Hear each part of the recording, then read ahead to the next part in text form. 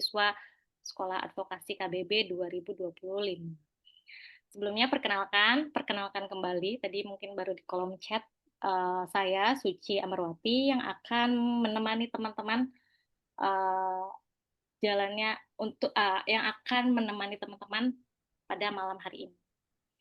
Nah, buat teman-teman yang mungkin baru dengar soal program ini, tenang aja, malam ini kita akan kupas tuntas sampai, ke akar-akarnya mungkin. Mulai dari apa itu sekolah advokasi KBB, terus kenapa isu KBB itu juga penting, sampai gimana caranya teman-teman bisa jadi salah satu dari 30 orang yang terpilih, yang bisa mendapatkan beasiswa penuh, dari program, ini. Nah, dan serunya lagi, program ini itu nggak cuma, soal kelas aja ya, bukan cuma di kelas aja, tapi juga ada, workshop penguatan jaringan, advokasi isu KBB. Juga ada diskusi langsung bareng para tokoh lintas iman, juga ada kesempatan buat teman-teman, jadi bagian dari gerakan yang lebih besar. Nah, malam ini kita, kedatangan bukan bukan kedatangan, tapi memang sudah kita ini kan, agendakan, untuk narasumber kali ini ada Pak Ihsan Ali Fauzi, yang pertama yaitu Ketua Sekber Koalisi Advokasi KBB, kemudian yang kedua ada Alifa Ardia Sapitri, Koordinator Sekolah Advokasi KBB, kemudian ada Kak Yeni Ernita atau biasa dipanggil Kak Nita, perwakilan salah satu perwakilan alumni Sekolah Advokasi KBB 2024. Oke, jadi, untuk malam ini santai aja teman-teman, silahkan teman-teman sambil menyiapkan cemilan atau minuman, sambil mendengarkan, pemaparan dari Pak Ihsan, Kak Alifah, dan Kak Nita. Jadi teman-teman bisa santai aja sambil nyemil-nyemil gitu. Nah, untuk, langsung aja kita masuk ke sesi pertama, eee, yaitu pemaparan atau sambutan, sambutan dari Pak Ihsan Ali Fauzi. Kepada Pak Ihsan, saya persilahkan. Terima kasih Suci, suara saya bisa didengar ya? Bagus? Bagus, Pak. Oke, selamat malam teman-teman semuanya. Salam sejahtera. Assalamualaikum warahmatullahi wabarakatuh. Assalamualaikum warahmatullahi wabarakatuh. Waalaikumsalam warahmatullahi wabarakatuh. Tugas saya membuka acara ya. Tugas saya kira-kira 3 persisnya. Yang pertama memperkenalkan apa itu Pusat Para Madinah dan Koalisi Advokasi KBB ya. Jadi ini kan rencana kita, programnya namanya kita ada sekolah untuk advokasi KBB, singkatan dari kebebasan beragama atau berkeyakinan di Indonesia tahun 2025. Nah, nanti saya memperkenalkan kami organisasi atau lembaga yang membuat program itu dan mengapa alasannya, detailnya nanti disampaikan oleh Mbak Alifa.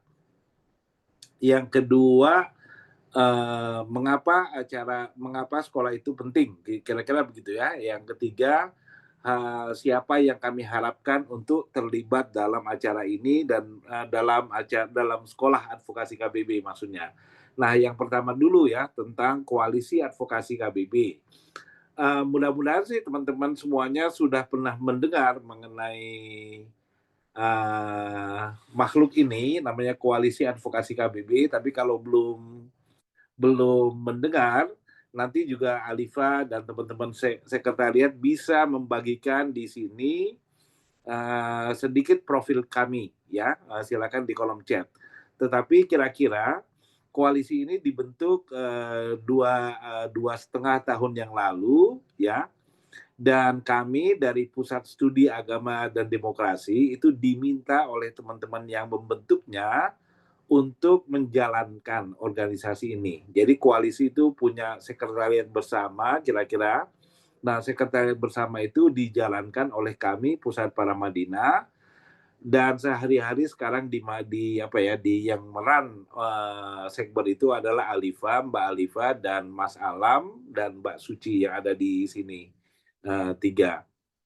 Nah, koalisi itu dibentuk oleh sekitar 60-an, 70-an peserta yang hadir dalam konferensi advokasi kebebasan beragama atau berkeyakinan di Indonesia tahun 2023. Di ujung pertemuan itu kami bersepakat untuk membuat koalisi dengan tujuan memperkuat kerjasama di antara lembaga-lembaga yang bergerak dalam bidang penguatan pluralisme, penguatan toleransi, penguatan ringkasnya kebebasan beragama atau berkeyakinan di Indonesia. Kira-kira begitu ya. Program detailnya yang paling jelas adalah sekarang ini yang teman-teman bisa ikuti setiap bulan itu adalah diskusi bulanan virtual mengenai masalah-masalah kebebasan beragama atau berkeyakinan di Indonesia dan kaitannya dengan isu lingkungan, isu gender dan seterusnya ya.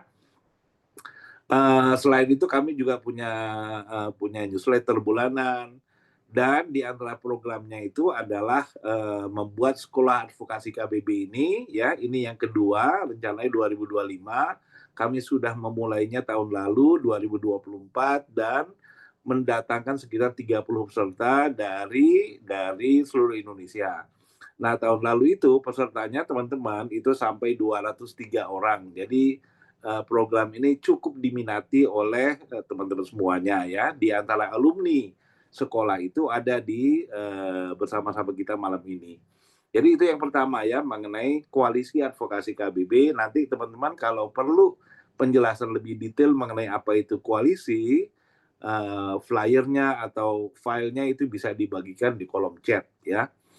Yang kedua mengenai mengapa kami di koalisi itu merasa sekolah advokasi KBB itu penting.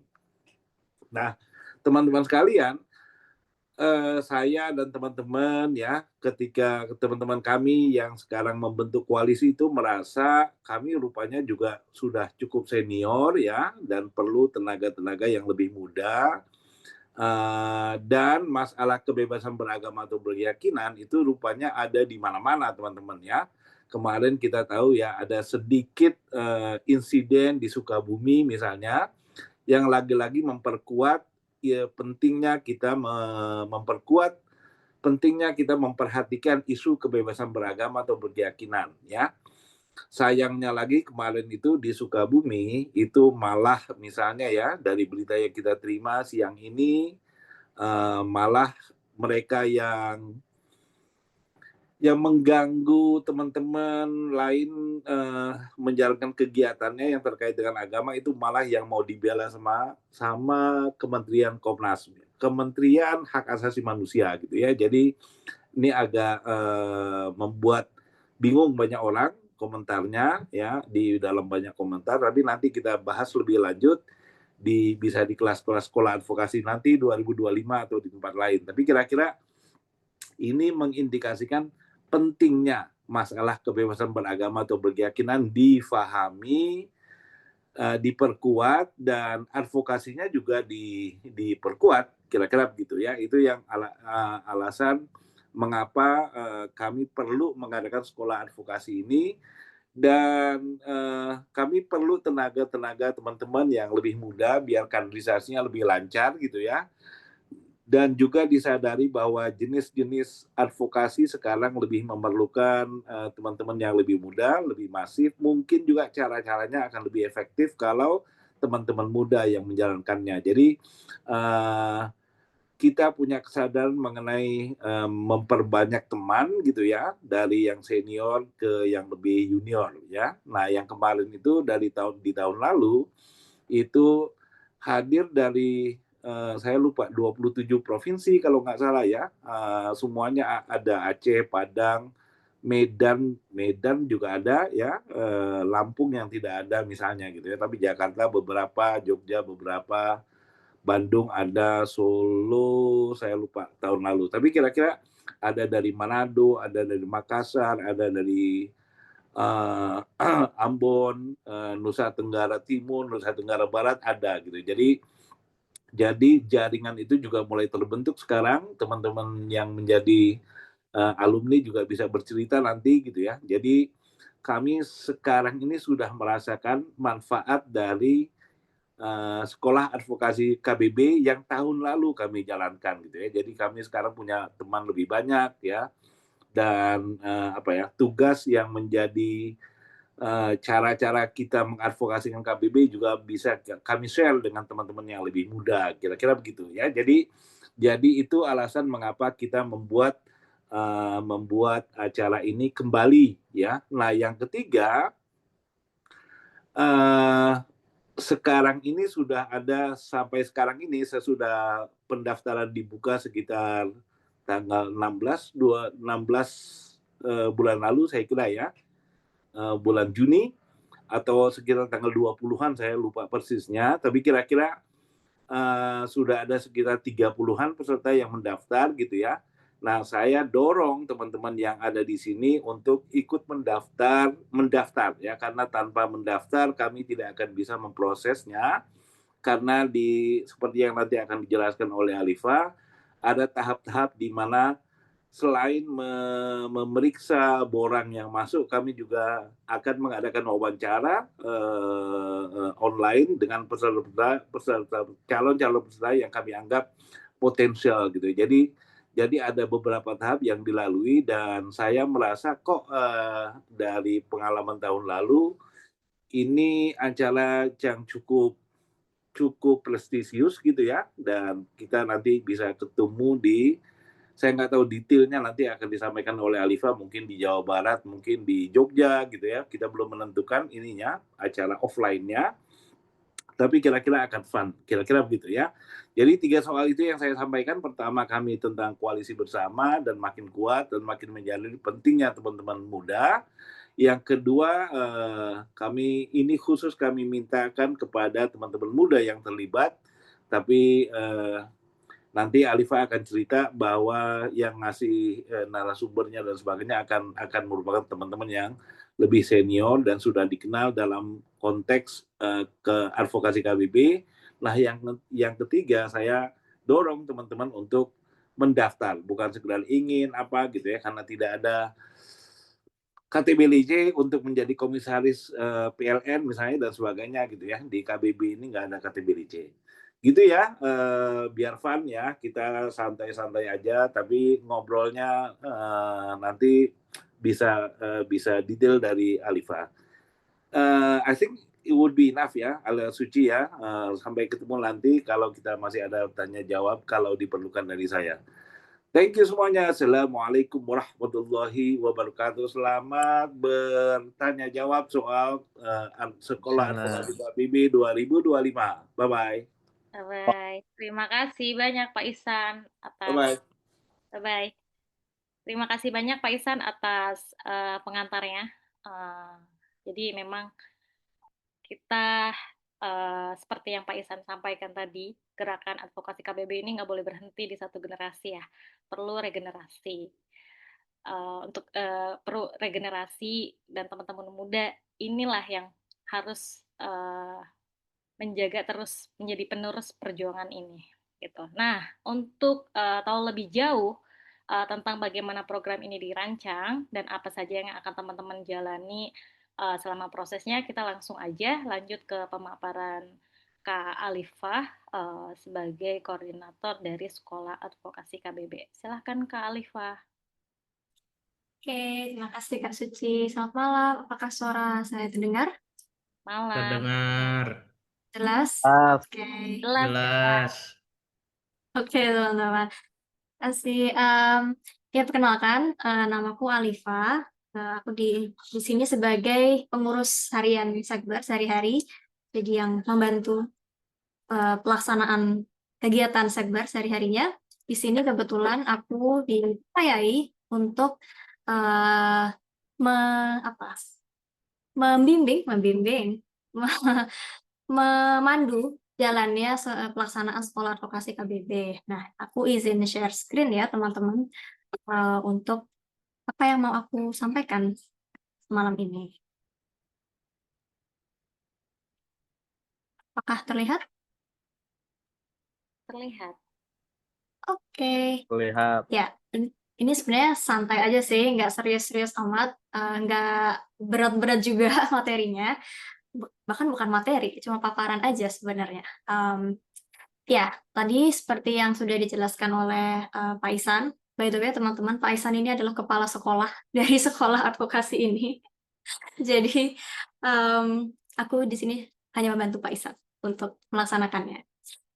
Tadi seperti yang sudah disampaikan, Sekolah Advokasi adalah inisiatif dari Sekretariat Bersama dan juga Koalisi Advokasi KBB yang tadi tujuannya untuk mempersiapkan generasi baru aktivis. Dan ini juga program ini sebenarnya adalah merupakan salah satu perwujudan pilar ketiga koalisi. Tadi mungkin Mbak Esen juga sudah cerita sejarah pembentukan koalisi ya. Itu ada pilar-pilar penopangnya. Nah, kebetulan pilar ketiga ini adalah mengenai peningkatan kapasitas anggota dan mendidik pegiat generasi baru. Nah, program ini secara garis besar itu akan terbagi menjadi 2 kegiatan besar, yaitu ada kursus singkat online dan juga nanti ada workshop penguatan jaringan. Tadi juga sepertinya sudah dijelaskan. Nah, topik-topik apa yang akan dibahas? Tentunya banyak ya, dan kayaknya nggak seru kalau misalnya aku di sini sudah membeberkan semua materinya, topiknya. Jadi spoiler dikit dulu aja. Kita nanti akan belajar mengenai misalnya sejarah advokasi KBB di Indonesia. Jadi sejak kapan perjuangan KBB itu dimulai di Indonesia, dan juga norma KBB, ini lebih secara global sih, norma KBB secara umum gitu, kira-kira seperti apa gitu ya, supaya kita apa istilahnya, familiarizing ourselves, apa istilah, mendekatkan diri gitu dengan inti dari KBB ini apa. Kemudian juga tentunya karena kita di Indonesia dan sehari-hari kita berjumpa dengan kasus-kasusnya juga di Indonesia, kita akan belajar mengenai isu-isu nyata KBB di Indonesia. Yang paling sering mungkin ya, itu berkaitan dengan misalnya rumah ibadah, atau dalam beberapa tahun terakhir, isu KBB yang sering digodok gitu ya, yang sering diangkat ke permukaan itu misalnya soal penodaan agama. Itu nanti kita juga akan membahas mengenai itu. Selanjutnya juga kita perlu membahas juga tentang KBB atau posisi KBB di skema yang lebih luas gitu ya. Dalam hal ini mungkin dalam kita melihat KBB dari analisis ekonomi politik. Jadi bagaimana framework atau cara berpikir ekonomi politik itu bisa kita pakai untuk menghadapi kasus-kasus pelanggaran KBB dan juga menganalisis saja gitu ya. Mungkin ada yang berpikir ini apa emang kaitan antara apalagi ekonomi dengan KBB, kayaknya kok jauh ya. Tapi sebenarnya banyak kaitannya. Dan ini analisis ekonomi politik ini akan kita bahas juga di sekolah ini. Dan yang terakhir tentunya adalah KBB dan keterkaitannya dengan bidang lain.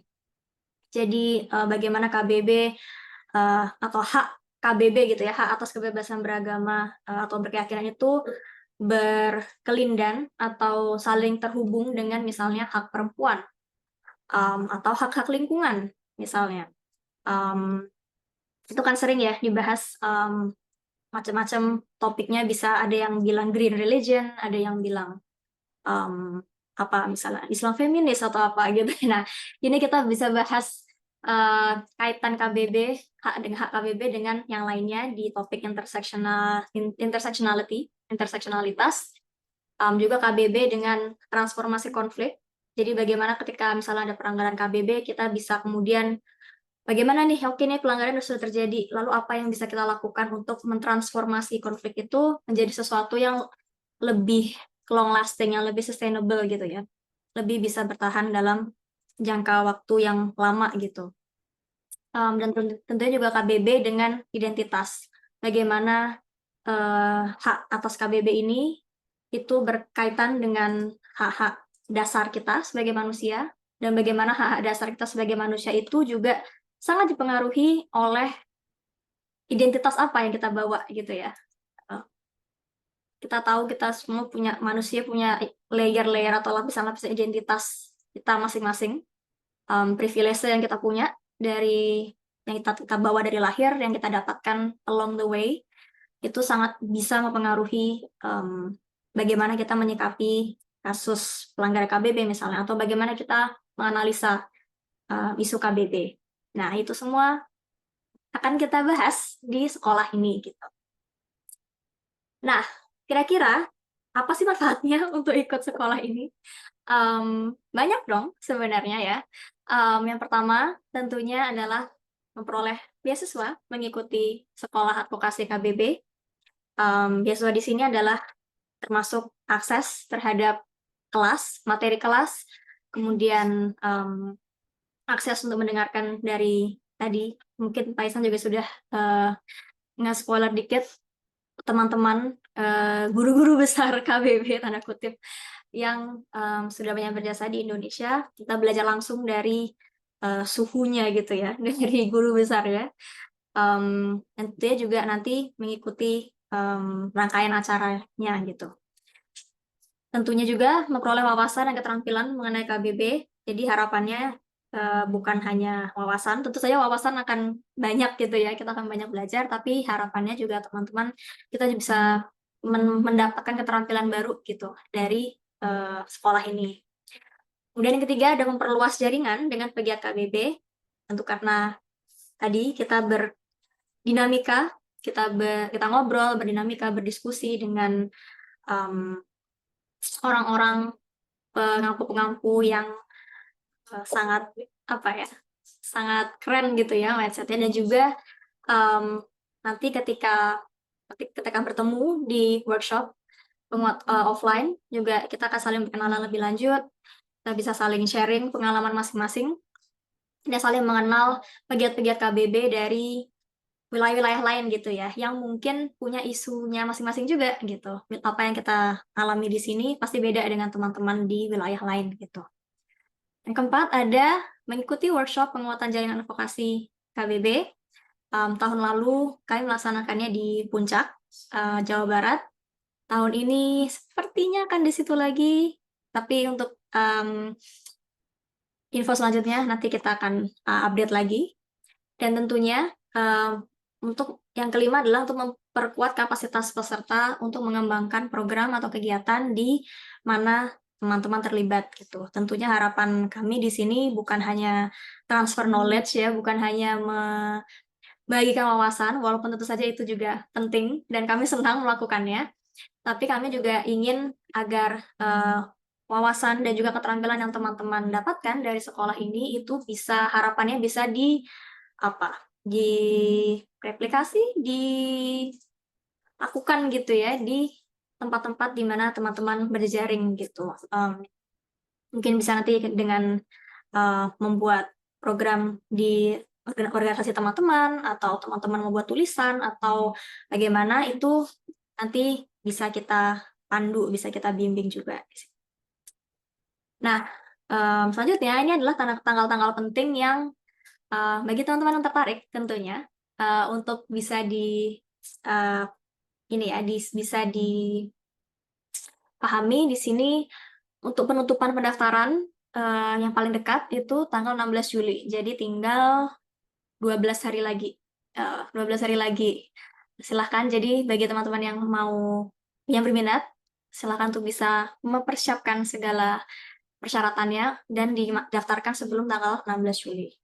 Setelah itu, kami akan melakukan seleksi peserta, dalam hal ini wawancara, secara daring sekitar tanggal 23 sampai 24 Juli. Dan juga nanti pengumuman peserta terpilih, 30 peserta terpilih akan diumumkan pada tanggal 29 Juli. Dan pelaksanaan kursusnya sendiri, rentang waktunya adalah dari 4 Agustus hingga 26 September. Nah, apakah ini setiap hari? Tentu saja tidak. Kursus sekolah advokasi ini paling tidak online-nya ya, ini pelaksanaan kursus online-nya itu akan dilaksanakan seminggu sekali. Kami memproyeksikan untuk bisa setiap hari Kamis mungkin ya, Kamis malam itu seminggu sekali. Jadi rentang 4 Agustus sampai 26 September ini adalah minggunya gitu ya, setiap hari Kamis, pokoknya sehari seminggu gitu. Kemudian workshop offline ya, penguatan jaringan advokasi KBB ini akan kami laksanakan pada tanggal 29 sampai 2 Oktober. Lagi-lagi tempat menyusul, 4 hari 3 malam, kita akan berdinamika, berdiskusi, dan juga saling berdinamika untuk belajar keterampilan-keterampilan baru nanti di sana.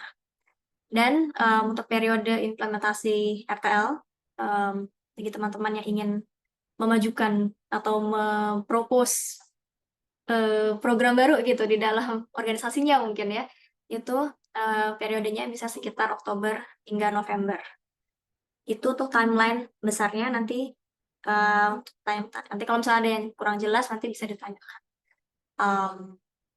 Nah, ini aku yakin mungkin teman-teman juga sudah baca ya di poster, atau kalau udah buka link Google Form-nya juga di situ sudah tertera. Tapi bisa saya jelaskan lagi. Persyaratannya, yang pertama berusia antara 20 hingga 35 tahun. Yang kedua, berkomitmen tentunya mengikuti semua kegiatan sesuai dengan tanggal-tanggal yang tadi dijelaskan ya. Silakan untuk bisa mulai ngecek kalendernya gitu. Atau nge-highlight kalendernya, oke, tanggal-tanggal segini khusus untuk sekolah advokasi KBB gitu misalnya. Yang ketiga, mengupload CV, kurikulum vitae. Ini termasuk pengalaman mengikuti kegiatan serupa sebelumnya, apakah teman-teman pernah ikut workshop atau kelas-kelas yang mungkin mirip dengan sekolah advokasi ini. Keempat, surat rekomendasi dari lembaga asal. Ini bisa kampus, bisa organisasi agama, atau OMS atau NGO, di mana teman-teman terlibat ya secara sehari-hari gitu. Yang kelima adalah pernyataan tujuan mengikuti sekolah atau statement of purpose dalam bentuk esai. Bagi yang pandai menulis mungkin bisa memilih esai sekitar 7 sampai 750 kata. Infografis, kalau teman-teman lebih nyaman dengan desain, bisa melalui infografis 3 sampai 5 slide kira-kira, atau video buat teman-teman yang hobinya nge-vlog atau punya channel YouTube mungkin dan sudah nyaman di depan kamera, silahkan bisa apply melalui video 1 sampai 3 menit yang menjawab pertanyaan menurut teman-teman, apa masalah terbesar terkait kebebasan beragama atau berkeyakinan atau KBB di Indonesia, dan apa yang akan Anda lakukan untuk mengatasinya. Itu ya, semoga jelas pertanyaannya. Dan sekian, mungkin sekian untuk presentasi. Ya, pemaparan info-infonya dari aku. Semoga nanti kalau teman-teman bisa ada pertanyaan atau gimana, nanti bisa kita diskusi lagi setelah ini. Oke teman-teman, terima kasih. Sekian dari aku. Kembali ke Kak Suci. Oke, terima kasih Kak Alifah atas pemaparannya. Makasih banyak Kak Alifah atas pemaparannya. Pemaparan teknisnya yang sangat jelas dan informatif. Dari penjelasan tadi kita tahu bahwa sekolah advokasi ini bukan cuma soal belajar teori ya teman-teman. Bukan cuma belajar di ruang kelas aja, tapi benar-benar dirancang sebagai ruang pembentukan aktivis muda yang siap terjun langsung untuk membangun jaringan, menjalankan inisiatif di komunitasnya masing-masing gitu. Nah, selanjutnya kita akan mendengarkan langsung cerita dari Kak Yeni Ernita Kusuma, salah satu perwakilan alumni Sekolah Advokasi KBB 2024. Kanita mungkin nanti akan bercerita soal pengalamannya selama ikut program ini, gimana proses belajarnya dan hal-hal yang paling berkesan kira-kira apa, dan dampaknya setelah program ini selesai seperti apa. Jadi ini bisa jadi gambaran nyata buat teman-teman yang memang ingin mendaftar di Sekolah Advokasi KBB. Silahkan Kak Nita. Oke, Kak Uci. Suara aku kedengeran nggak, Kak Uci? Kedengeran. Oke, lama nggak ketemu ini. Selamat malam, teman-teman semuanya. Selamat malam. Malam. Malam. Ihsan, Bapak Kepala Sekolah kami yang sudah mendidik 1 tahun yang lalu. Lalu teman-teman Mas Alam, terus Kak Alif, Mbak Uci, Kak Aya, semuanya teman-teman yang dari Pusat Paramadina dan Koalisi Advokasi KBB. Terima kasih atas waktunya buat teman-teman yang mengundang saya untuk mencurahkan pengalaman saya selama mengikuti SAKBB 2024 kemarin itu pada tanggal 17 sampai 22 September 2024. Saya masih ingat banget karena itu adalah momen saya bisa bertemu teman-teman kurang lebih 25 sampai 27 provinsi. Nah, di sini juga ada teman-teman dari Papua juga, dari teman-teman dari Maluku, dari Manado, adalah teman-teman saya yang di SAKBB 2024. Ada Bang Marlon, terima kasih Bang Marlon, Bang Andre, itu adalah teman-teman saya ketika di SAKBB yang awalnya memang saya nggak kenal mereka, tetapi saya bisa mengenal karena SAKBB. Saya sangat terima kasih pada tim Pusat Paramadina, SAKBB, dan koalisi, dan semuanya yang mengikut sertakan kami bisa berkecimpung di sini. Terima kasih semuanya. Nah, untuk cerita singkatnya, yang pertama pasti seru gitu. Ya, yang pertama jujur waktu kelas itu karena nggak tahu orangnya, yang kita tiba-tiba langsung disuruh ikut kelas online yang selalu didikte harus ikut kelas online. Karena apa? Itu yang akan membekali kita ketika nanti offline-nya, penguatan jaringan advokasinya ketika offline-nya. Jadi dari kita online itu kita sudah dibekali apa aja materi-materi tentang KBB, interseksionalitas, terus politik ekonomi tentang KBB-nya dan lain-lain. Nah, di situ akhirnya saya menambah ilmu saya yang pastinya ya, menambah ilmu saya, lalu ditambah ketemu teman-teman. Ini masalahnya ketemu teman-teman, tetapi nggak tahu orangnya yang mana, tetapi kita sudah mengenal lewat virtual dari kelasnya itu, dari 30 anak kita sama sekali belum kenal ini siapa, mukanya yang mana. Jadi ketika kita disuruh kelompok tapi kita nggak tahu nih orangnya yang mana, kita cuman taunya dari virtual aja gitu. Jadi ada hal yang momen-momen lucunya aja, ada aha momen yang lucu aja dari sana.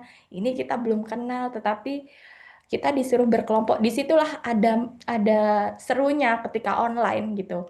Selama kurang lebih 1 bulan lebih lah untuk online-nya itu kita diberikan ilmu pengetahuan tentang soal KBB gitu. Tetapi sebelum saya mengikuti SAKBB, dari pengalamannya saya sebelumnya, saya dari Sekolah Damai Indonesia, Skodi Regional Bandung, dan juga Jakartarup, Jaringan Kerja Antar Umat Beragama di Bandung. Kebetulan kala itu tahun 2024. Nah, tapi sebelumnya saya juga pernah mengikuti fasilitator KBB ketika itu di Lembang tahun 2023. Nah, itu yang mengadakan adalah Pusat Paramadina, saya masih ingat sekali itu. Lalu setelah itu mengikuti mediator. Nah, itu juga dari Pusat Paramadina. Hingga akhirnya pengembangan ilmu dari fasilitator KBB, dari bagaimana cara memediasi dan menjadi mediator, bagaimana itu juga akhirnya di sekolah KBB, di sekolah advokasi inilah pengembangan ilmu saya.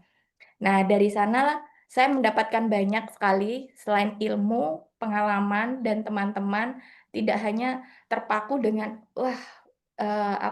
kita sebagai aktivis KBB ini kita kayaknya pusing deh masalah ini terus gitu. Kayaknya seakan-akan itu ya saya mengakui sebagai aktivis KBB dan aktivis interseksionalitas itu selalu mental kita itu juga dipertaruhkan dari sana gitu. Apalagi kalau seandainya teman-teman dari sini saya yakin pasti banyak yang sudah pernah ke-trigger apabila mendengarkan sesuatu. Saya pasti memahami itu gitu. Saya juga sama saja kayak teman-teman juga masih banyak belajar, apalagi apabila ke-trigger dengan problem-problem yang keinget lagi kayak gitu. Itu it's okay gitu. Tetapi saya yakin saya itu nggak sendiri gitu. Nah, dari sekolah advokasi inilah saya itu memahami saya itu nggak sendiri kok gitu.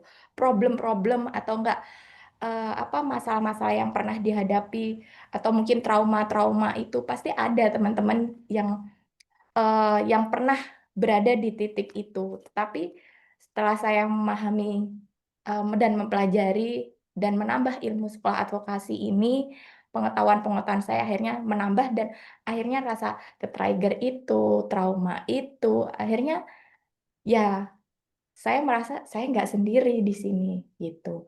Nah, lalu untuk pengalaman lagi lucunya ketika berada di sekolah advokasi KBB, akhirnya ketika mau ke offline-nya itulah kita akhirnya mengenal satu sama lain gitu. Akhirnya kita mendapatkan bonding teman-teman siswa-siswanya ini 30 siswa akhirnya saling mengenal, saling akrab gitu dan masih berlanjut sampai sekarang gitu. Nah, ditambah siswa-siswa sekolah advokasi KBB ini yang di 2024 itu tidak hanya dari seorang aktivis, melainkan ada yang dari penyuluh, ada yang dari dosen, ada yang dari guru, dan dari latar belakang yang sangat berbeda-beda gitu. Jadi untuk teman-teman yang untuk mengikuti SAKBB 2025, ayo cepetan ikut karena itu seru banget buat aku aja, buat diri aku, pengalaman aku saja. Aku jujur mungkin buat teman-teman yang alumni yang ikut itu kayaknya semuanya bilang, "Ini kita boleh ikut lagi nggak sih?" Karena seru gitu. Nah, jadi itu sih sedikit pengalaman saya tentang sekolah advokasi KBB yang pasti seru, asik teman-temannya, dan nggak akan pernah menyesal. Jujur saya nggak menyesal untuk mengikuti acara ini. Ditambah saya nambah teman lagi gitu. Nah, terus ditambah ketika offline-nya pun juga nggak terpaku dengan hanya materi-materi saja tentunya. Karena di sana kemarin itu maaf agak cerita dikit lagi ya Kak, yang kita jalan-jalan itu gitu. Nah, yang di minggu terakhir tidak hanya kita terpaku kita sekolah yang ada di kelas, sekolah yang ada ini, enggak. Pas hari terakhir akhirnya kita jalan-jalan, jalan-jalannya itu tidak hanya jalan-jalan yang kita tahu di mall atau apa, enggak, kita justru jalan-jalan di tempat ibadah. Di tempat ibadah kala itu kalau kemarin saya waktu itu di Klenteng sama di Masjid Ahmadiyah di Bogor kala itu.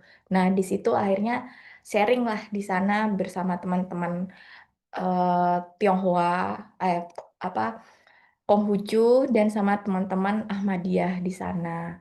Nah, di situ akhirnya kita sharing gitu. Jadi tidak hanya secara teori apa ini ternyata programnya itu tidak hanya itu gitu. Tidak hanya kita mempelajari secara teori, tetapi kita mempelajari secara terjun ke lapangan bagaimana untuk menghilangkan stigma-stigma itu adalah membuka ruang perjumpaan seluas-luasnya itu.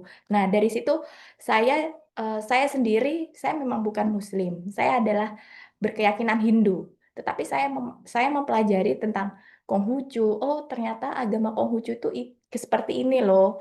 Itu pada akhirnya stigma-stigma stigma-stigma kita mengenai tentang agama A, B, C itu tuh akhirnya hilang dengan sendirinya. Akhirnya, oh ternyata gini ya gitu. Jadi kayak kemarin ada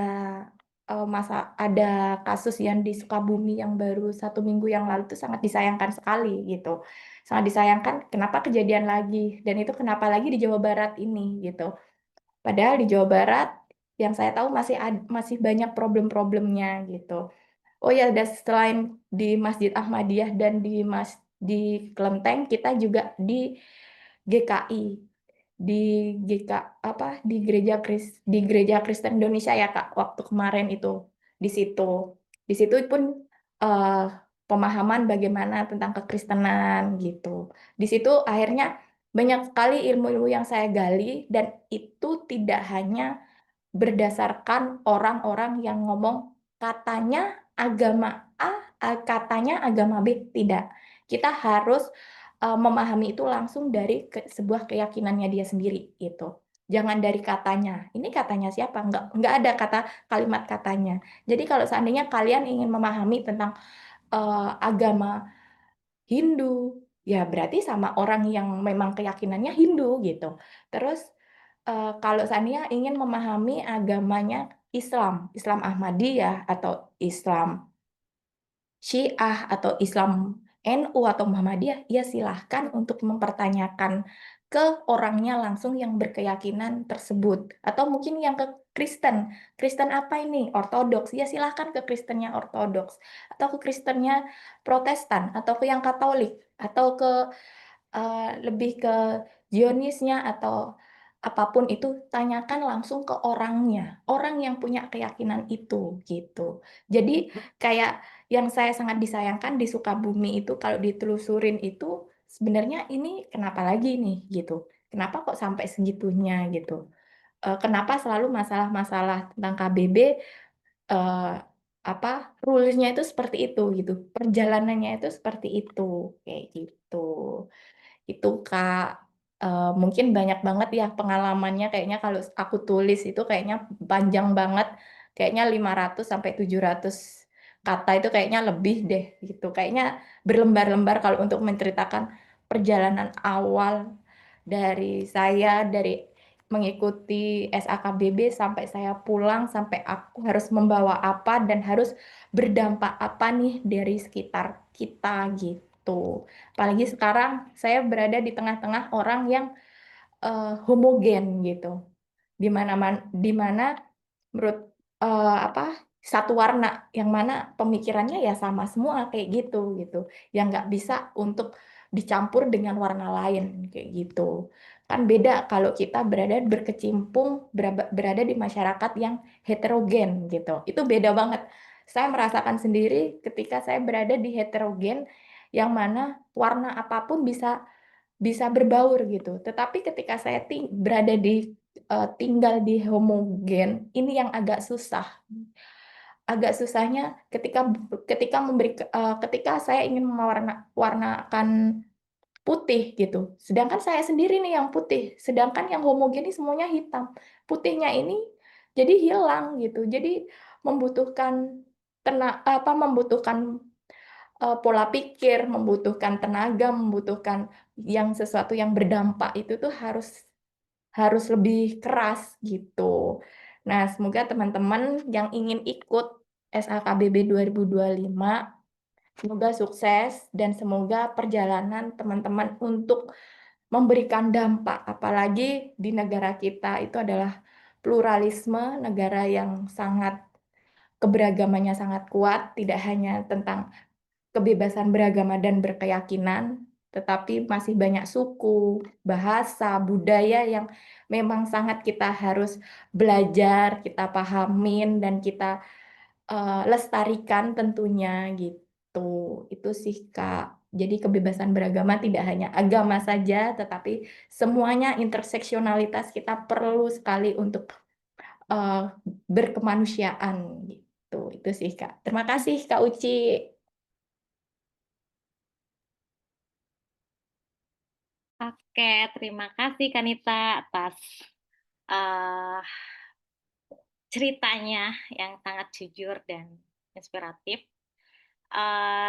Tadi dari pengalaman Kanita ya, kita bisa lihat bahwa SAKBB ini nggak cuma soal belajar terkait isu KBB gitu ya, tapi juga soal kita bertemu dengan menemukan komunitas-komunitas baru, kemudian kita tumbuh bersama dan menghadapi langsung realitas lapangan yang kadang penuh tantangan gitu ya.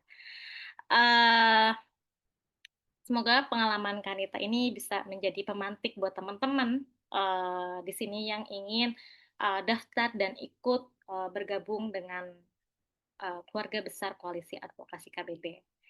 Oke, teman-teman, mungkin kalau ada pertanyaan boleh di-share di kolom chat.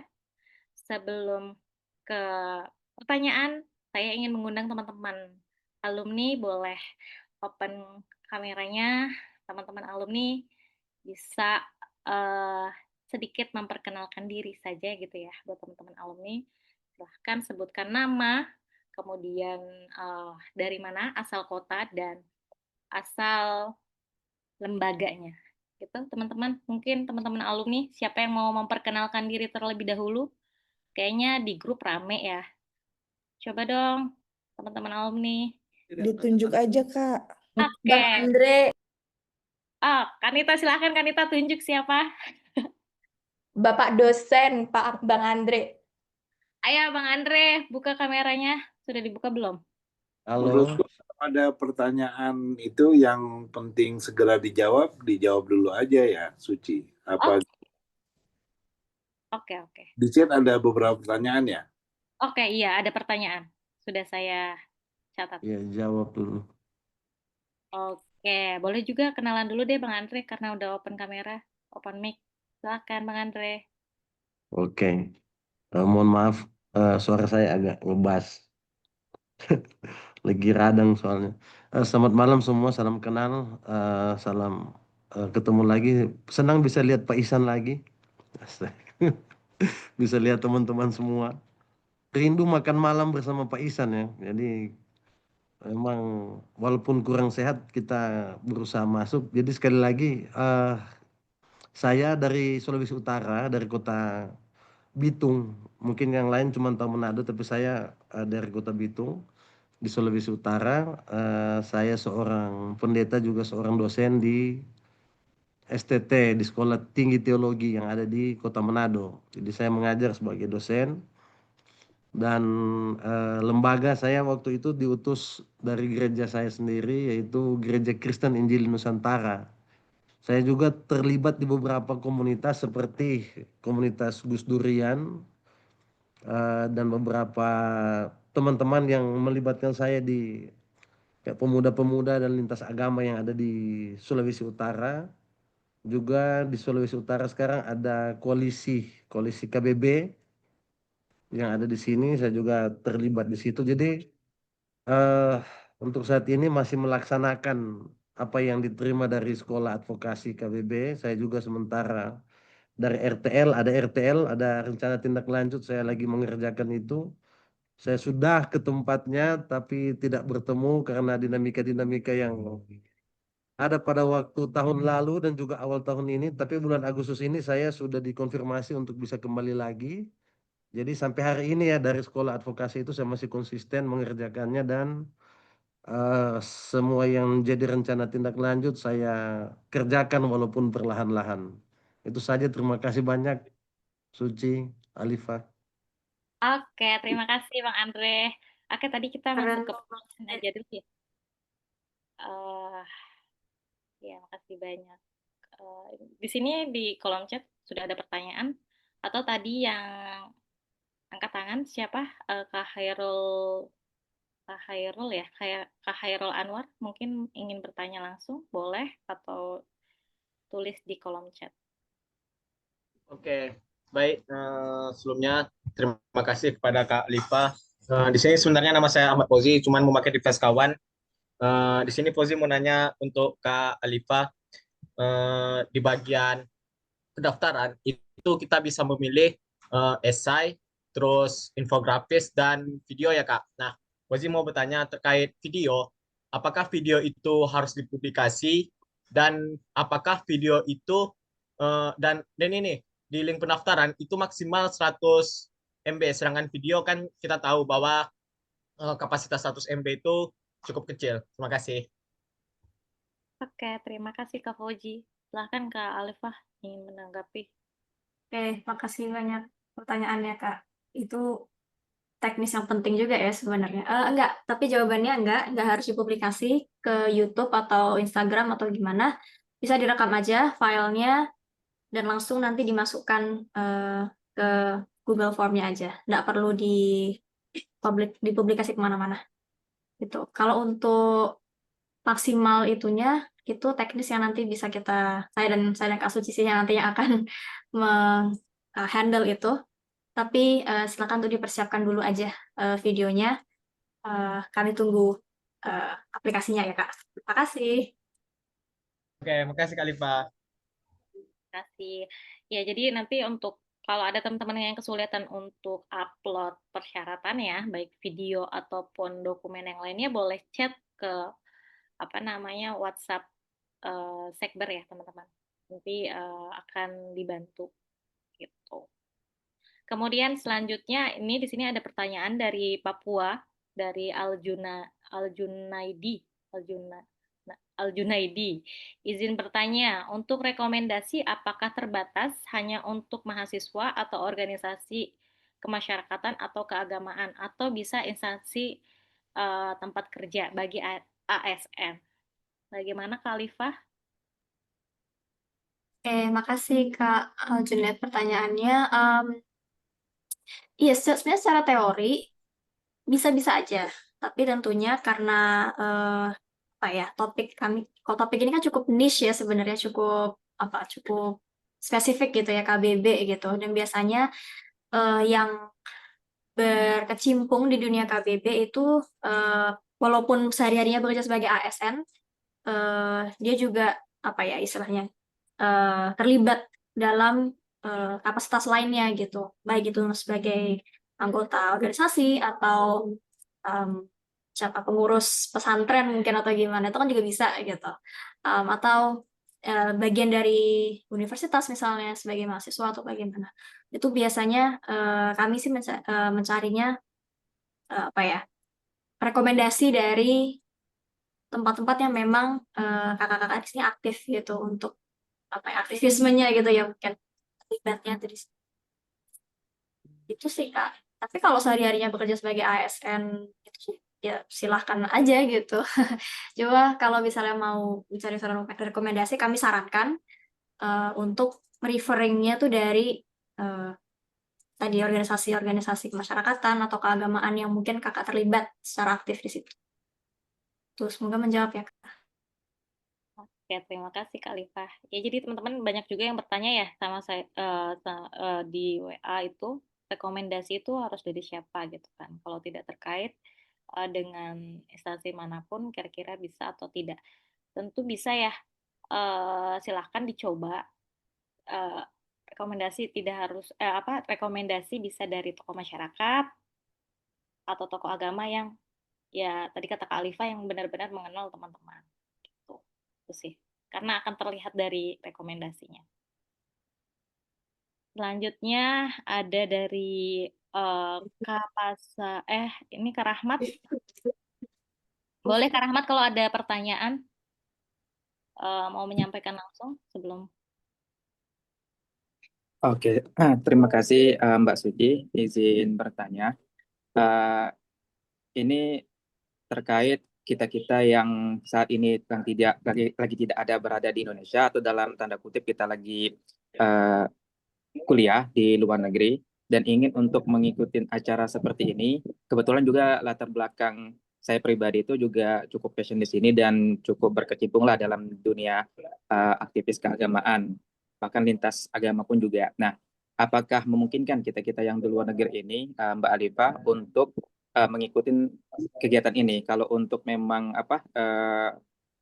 tiket ke Indonesia itu ya kita nggak apa-apa tanggung sendiri, karena kan memang mungkin agenda utamanya mungkin dibeasiswakan dari nggak tahu lah bagaimana teknisinya gitu kan.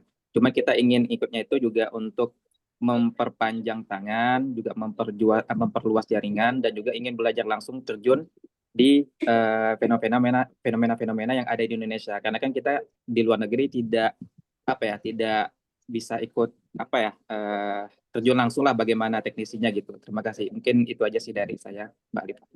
Oke, terima kasih Kak Rahmat. Kak Alifah boleh langsung menjawab aja. Makasih pertanyaannya Kak Rahmat. Ini by far adalah pertanyaan pertama yang mau naik keikutsertaan boleh nggak dari luar negeri. Secara lagi-lagi secara teknis boleh, tentu saja. Tentu apa ya, teknisnya seperti waktu, perbedaan waktu, itunya perlu ya itu apa ya, itu resiko pribadi ya masing-masing gitu. Cuma yang perlu diperhatikan adalah karena sekolah ini bukan hanya kelas online, tapi juga ada kelas offline. Rasanya apa ya? Ada apa ya istilahnya, itu juga menjadi bahan pertimbangan gitu baiknya untuk siapapun yang ingin apply tapi posisinya saat ini misalnya lagi di luar negeri atau gimana. Tapi untuk apply-nya sendiri tidak ada apa ya, halangan gitu ya. Kami tidak menghalangi siapapun untuk silakan untuk apply. Dan nanti akan ada proses seleksi juga kan, interview. Nanti akan kami tanyakan misalnya ke apa istilahnya, kesanggupannya, misalnya apakah bisa mengikuti kegiatan offline dan sebagainya, nanti bisa dibicarakan lagi gitu. Tapi kalau misalnya ditanyakan boleh atau tidaknya, kalau as long as kakak terlibat aktif dalam kegiatan interfaith atau KBB, kebebasan beragama, itu siapapun yang passionate boleh untuk daftar gitu ya. Jadi silakan untuk mendaftar dulu aja Kak. Kami tunggu. Oke, selanjutnya ada pertanyaan dari Kapas Maraya dari Ketua PGIW Sulsel. Tertarik dengan konsepnya karena ada RTL pasca kegiatan. Sebentar, ini agak kelihatan ya. Pasca kegiatan. Itu refleksi aja sepertinya. Oh iya. Oke, silahkan dibaca ya. Soalnya agak susah tadi. Ya, terima kasih refleksinya Kak Pasa. Oke, kemudian Kak Rama ya. Izin bertanya, untuk surat rekomendasi kampus ada ketentuan harus setingkat apa ya Kak? Tingkat maksudnya Mungkin fakultas kah, atau jurusan, atau oh, untuk kampus ya, rekomendasi dari kampus. Mungkin Kak Rama masih berkuliah. Kira-kira itu ketentuannya harus setingkat apa?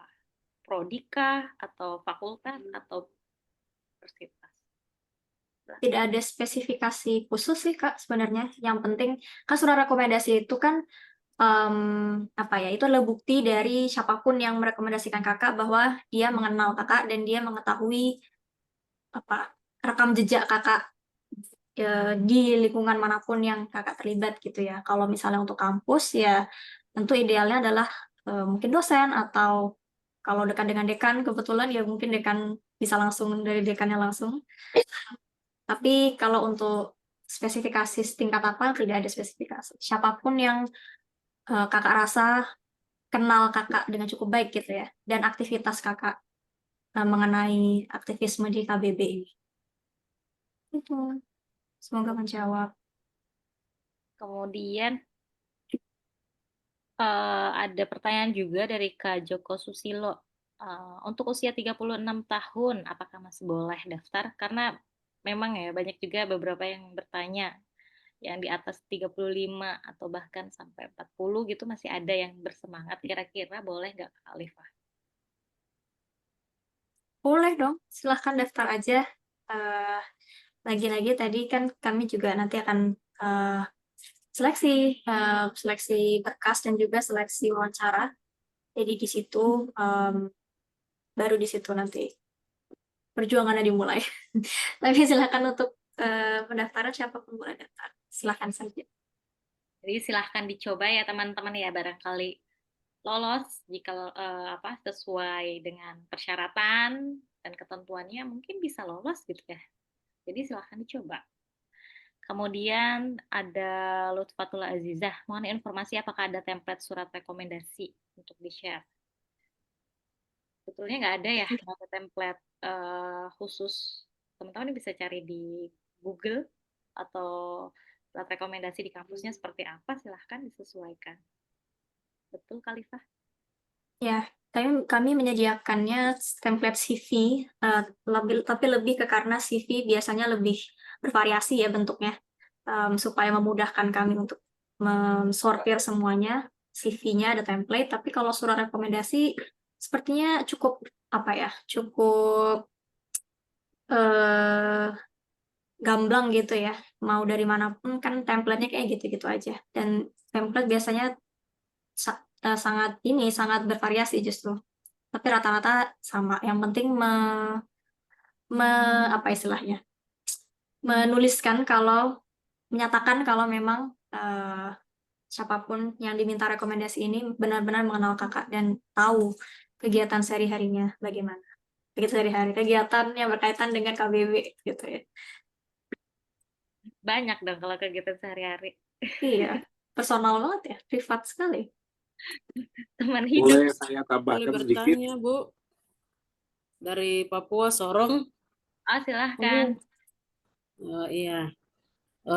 Saya dari Sorong. Saya tertarik sekali, mungkin baru.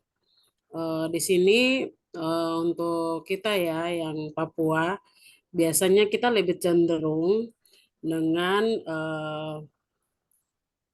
lewat rekomendasi itu biasanya dari MRP untuk notabene-nya orang asli Papua maupun lewat kepala-kepala suku biasa. Jadi ada dua opsi.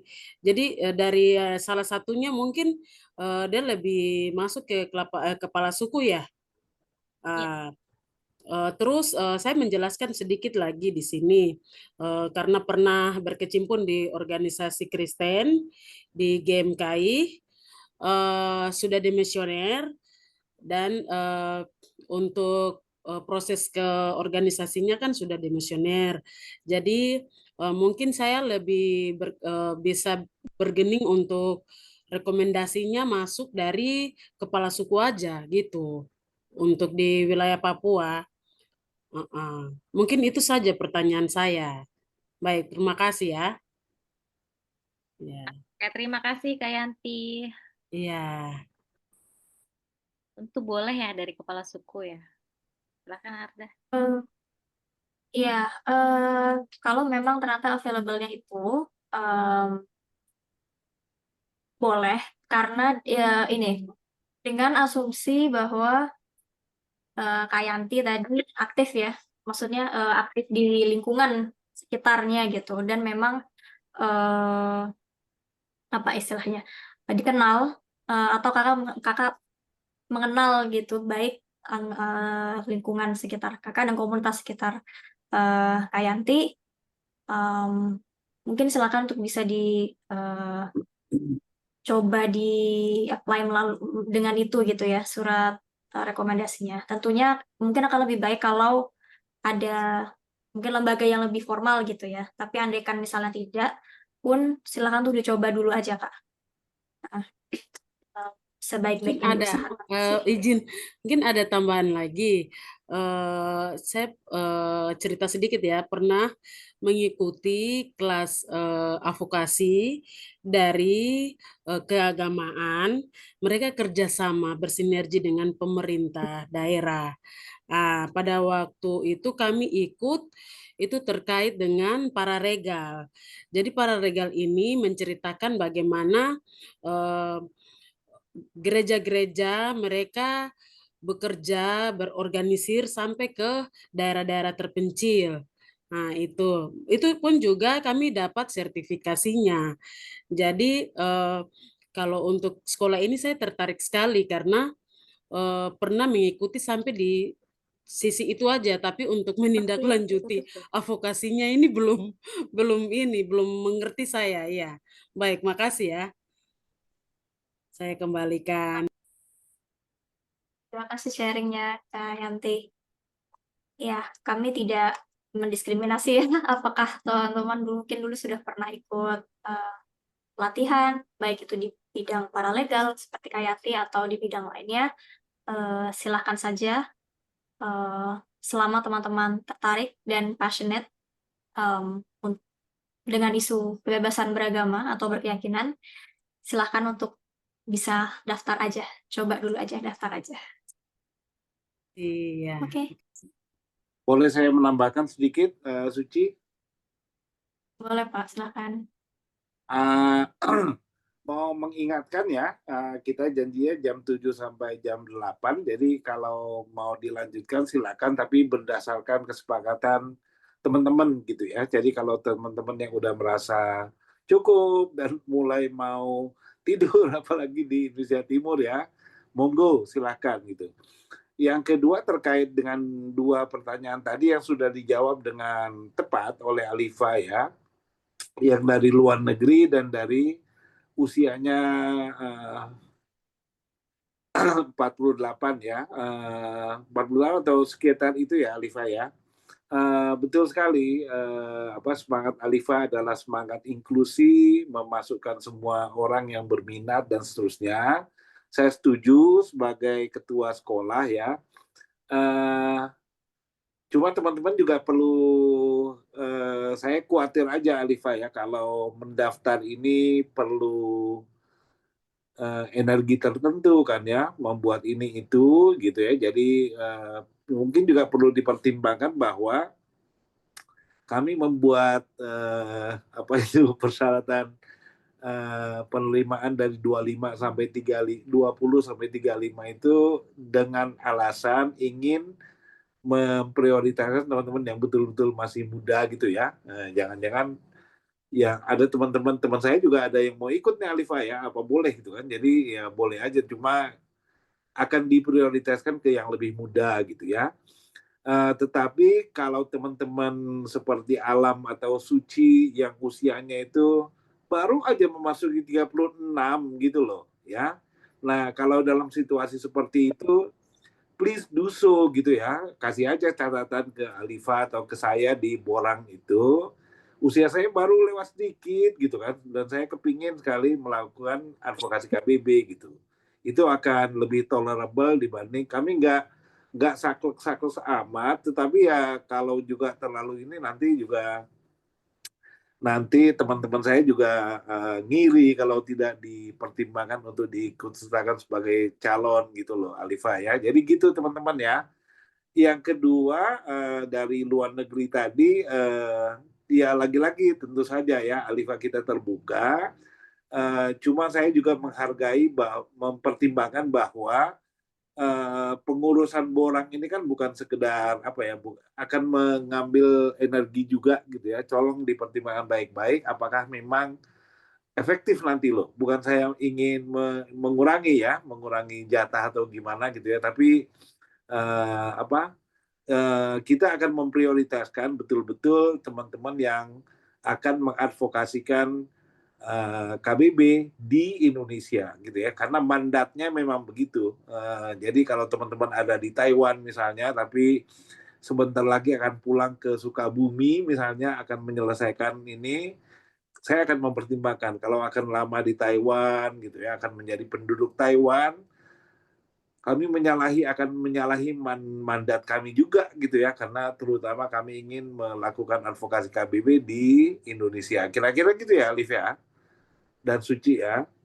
Thank you semuanya ya. Tolong dipertimbangkan tadi, ini udah jam 8 gitu ya, apakah oke? Silahkan aja kalau masih ada pertanyaan gitu ya. Saya bukan membatasi, cuma ingin jangan terlalu kita harus sesuai dengan kesepakatan semua pihak. Thank you. Oke, terima kasih Pak Ihsan. Makasih, Pak. Jadi gimana Betul ya teman-teman? tadi. Gimana? Lanjut. Silahkan, nggak apa-apa. Silahkan teman-teman kalau memang sudah merasa cukup dengan informasi yang disampaikan, kalau mau keluar boleh, silahkan. Tidak ada kewajiban untuk stay sampai akhir. Tapi juga kalau teman-teman masih ada pertanyaan, dan tadi masih ada beberapa pertanyaan yang belum dijawab ya kan, kami masih ada hutang pertanyaan, menjawab pertanyaan. Semoga tidak apa-apa kalau agak malam dikit gitu ya. Iya gitu. Tapi buat teman-teman yang udah merasa cukup boleh keluar dari Zoom-nya juga kok, nggak apa-apa banget. Terima kasih banyak sudah menyimak sampai sekarang. Iya, oke. Sampai bertemu lagi nanti. Ini ada pertanyaan dari Natasha, Kak Alifah, izin bertanya. Saya mau minta rekomendasi lembaga agama dari kota asal. Akan tetapi saya berpikir sedikit sulit karena sedang berada di luar kota untuk waktu yang lama. Mau meminta rekomendasi kampus juga saya belum menjadi mahasiswa resmi. Apakah ada saran terkait rekomendasi? Oke,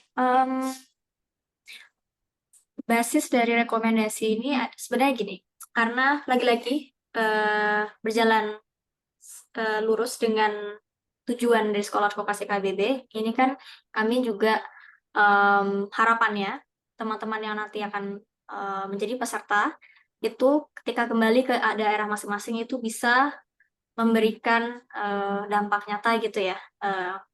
Nggak harus dalam bentuk kegiatan atau gimana, tapi memberikan dampak nyata dalam paling tidak mungkin dalam 2 bulan tadi ya, di akhir tadi Oktober sampai November gitu kira-kira. Silahkan teman-teman, ini tentu saya juga karena situasinya beda-beda ya mungkin setiap orang, tapi silakan untuk Kak Natasha untuk meminta surat rekomendasi dari siapapun yang sekiranya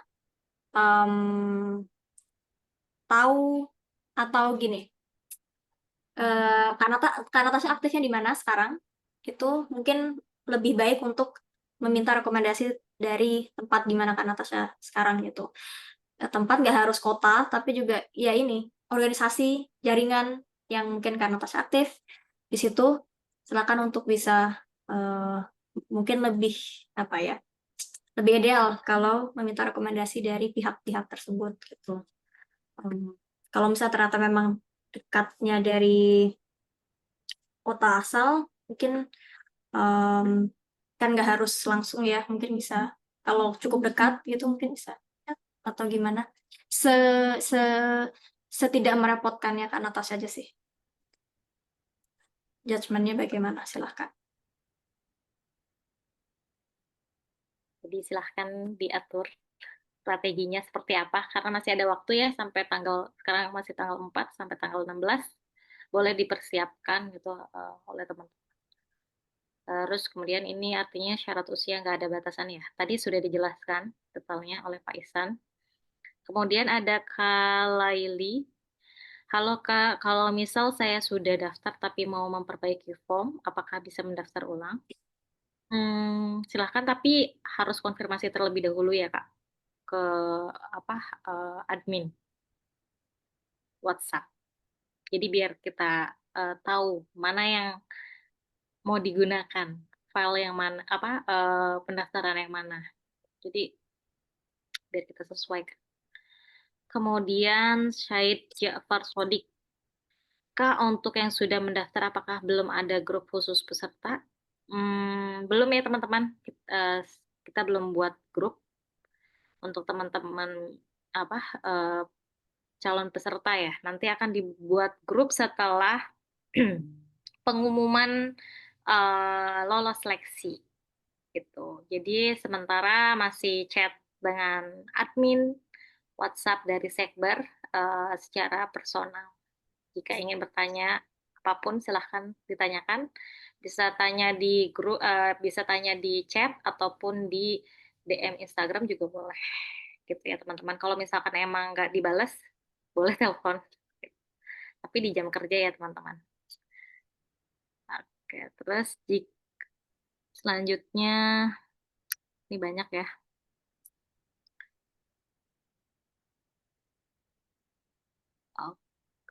Untuk kontak yang bisa di-share itu silahkan teman-teman lihat di akun Instagram Koalisi Advokasi KBB. Di situ ada kontak WA-nya atau nanti saya chat tulis di kolom chat juga ya untuk iniannya. Kemudian, semisal tidak pernah mengikuti kegiatan seperti SAKBB tapi sangat tertarik untuk join program ini, kira-kira apakah memungkinkan untuk mendapatkan kesempatan dalam program ini, Kak Alifah? Apa tadi? Belum pernah ke kegiatan seperti ini? Tapi tertarik untuk join. Tentu dong, boleh dong. Mungkin mungkin ya, sangat mungkin. Kita nanti kan kita seleksi juga mengenai surat apa namanya tadi statement of purpose ya, mengapanya dan juga rekam jejaknya nanti seleksi kami lihat dari situ dan tentunya dari wawancara. Jadi sangat mungkin ya, teman-teman. Ini dari Kapasa. Ini mau ngajak teman-teman alumni wilayah Sulsel untuk kegiatan FGD. Boleh nanti Kapasa chat WA admin ya untuk kelanjutannya seperti apa. Nanti kita ngobrol-ngobrol lebih lanjut. Kemudian misal tidak pernah, kalau sudah demisioner dari gereja, apa GMKI untuk senior Gereja. juga? Oh ya, ini tadi jawaban untuk membantu Oh, Kak Yanti tadi ya, ini seperti Kak kalau Marlan. sudah demisioner dari gereja. Rekaman Zoom nanti ada di YouTube, kemudian kontak kita tulis. Kontak bisa ke WA sidebar yang tertera di poster, atau juga karena ada Instagramnya ya, Koalisi KBB, bisa lewat situ juga boleh, di DM aja. Kalau ini Kak Garsa, apakah ada template contoh CV seperti apa? Itu ada di pendaftaran ya Kak Alifa ya. Silahkan dibaca baik-baik persyaratannya. Kalau ada contoh, silahkan di-download, kemudian teman-teman isi ulang. Ini kalau lu dari Saka ya. Kalau pernah ikut kegiatan YLBHI tahun lalu yang juga hadir di konferensi KBB, apakah tahun ini bisa ikut SAKBB? Silahkan dicoba dulu Kak. Daftar dulu. Oke. Ada teman-teman pertanyaan?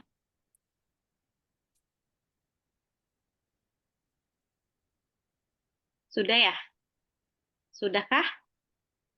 Ini saya coba kasih kontak ke teman-teman yang bisa hubungi.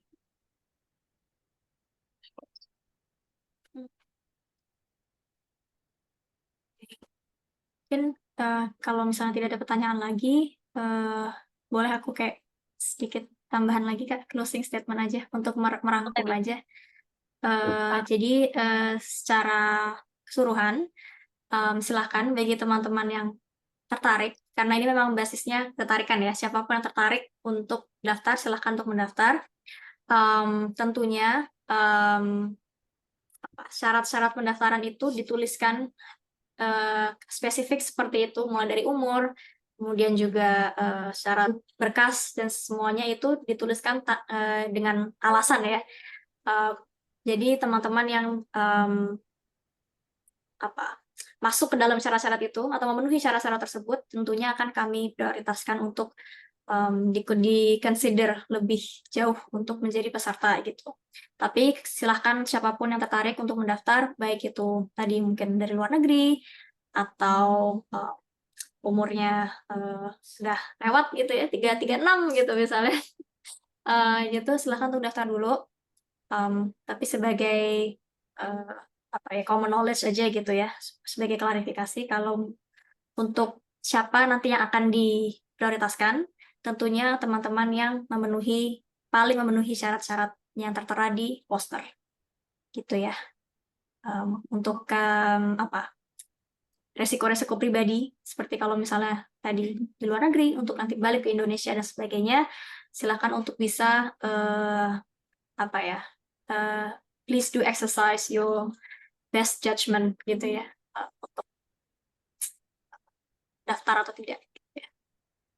Oke, terima kasih Kak Alifah. Kotanya 30 peserta ya teman-teman, seperti yang ada di dalam poster. Jadi hanya 30 peserta dari seluruh pendaftar. Gitu. Tadi itu sudah saya kasih kontak juga dari WA Sekber, juga ada IG, silahkan jika ingin ada pertanyaan lebih dalam silahkan bertanya di WA ataupun silahkan pantengin akun IG Koalisi, nanti juga akan ada info-info terkait sekolah advokasi KBB ini. Oke, karena sudah terlalu